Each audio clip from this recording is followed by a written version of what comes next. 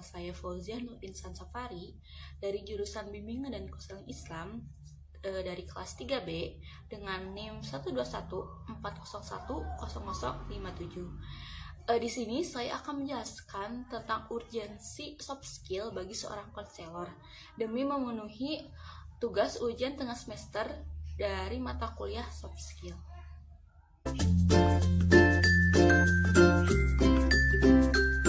Sebelum kita membahas urgensi soft skill bagi seorang konselor itu apa, mari kita bahas dulu apa itu konselor.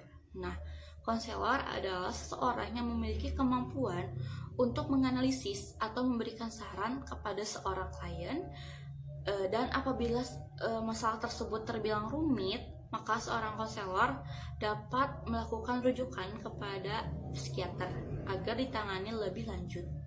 Lalu, apa sih tugasnya? Pasti teman-teman bertanya-tanya, apa sih tugas konselor? Kalau nanti aku jadi konselor, apa sih tugas aku gitu? Nah, jika kalian ingin menjadi seorang konselor, maka tugas dan peran kalian itu adalah mendengarkan cerita klien. Selain mendengarkan cerita klien, tugas konselor pun banyak, yaitu antara lain, diantaranya selain mendengarkan cerita klien, yaitu memberikan diagnosis terhadap klien tentang masalah yang dia hadapi, lalu memberikan konseling terhadap klien tentang masalah personalnya, lalu mencari tahu lebih dalam klien itu agar membantu dalam pemecahan masalah, lalu mencari bantuan lebih agar masalah klien tersebut terpecahkan apabila masalah klien tersebut terbilang rumit. Seperti yang tadi saya katakan, bisa melakukan rujukan kepada psikiater. Lalu tugas seorang konselor yaitu menjaga rahasia dari klien tersebut. Lalu seorang konselor pun harus menjalin hubungan saling percaya diri dan menghargai agar terciptanya komunikasi yang baik antara seorang konselor dan seorang klien. Setelah mengetahui apa itu konselor, pasti teman-teman pun bertanya, apa itu soft skill? Nah, soft skill adalah kemampuan yang erat kaitannya dengan kepribadian seseorang, dan yang nantinya akan menunjukkan bagaimana sih orang tersebut berkomunikasi di lingkungan sekitar. Nah, dalam dunia kerja, soft skill ini sangat dibutuhkan dan harus diperhatikan, karena dengan soft skill ini akan mempengaruhi kinerja tim dan perusahaan. Soft skill juga bisa disebut dengan kemampuan interpersonal dalam dunia kerja, yang yang kemampuannya itu cenderung bagaimana sih seseorang tuh berkomunikasi dengan orang lain.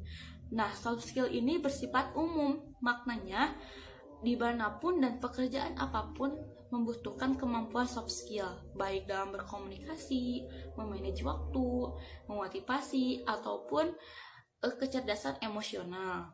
Nah, soft skill ini bisa berguna bagi proses ataupun untuk proses rekrutmen karyawan.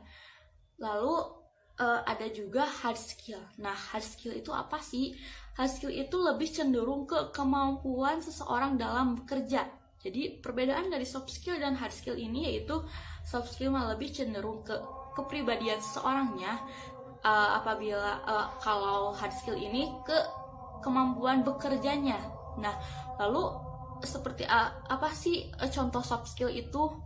Nah, soft skill contohnya tuh kita tuh berkomunikasi. Kita dapat berkomunikasi dengan baik, seperti berpresentasi ataupun melakukan negosiasi, terus berbicara di depan umum. Lalu kita dapat membaca bahasa tubuh dari lawan bicara.